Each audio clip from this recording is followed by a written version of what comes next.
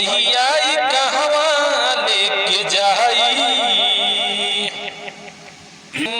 डेग डेग काट भरल चली कैसे रहिया, सुखवा छोड़ा लिहले बा हमरा से बहिया।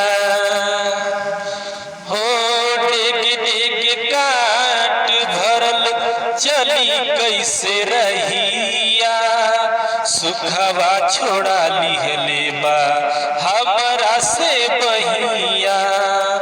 ऐसे में जिंदगी कैसे, ऐसे में जिंदगी कैसे काटले कटाई ये विधाता हो। समैया कहवा लेके जाई ये विधाता हो, समैया कहवा लेके जाई।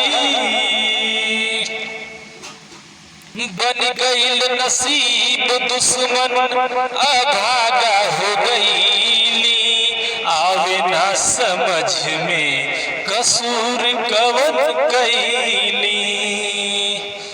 हो बन गईल नसीब दुश्मन अभागा हो गईली, आवे ना समझ में कसूर कवन कैली।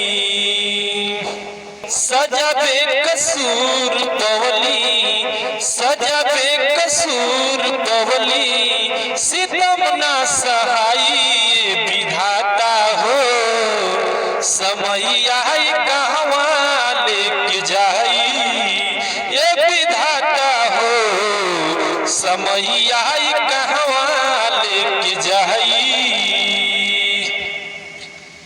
केकर नजरिया लागल सनहिया के गाँव में, रहे नहीं पौली अब हम सुखवा के छाँव में। केकर नजरिया लागल सनहिया के गाँव में, रहे नहीं पौली अब हम सुखवा के छाँव में। पूछतानी बतिया हम त, पूछतानी बतिया हम त, सिरवा नवाई ये विधाता हो। समैया कहवा लेके जाई ये विधाता हो, समैया कहवा लेके जाई ये विधाता हो।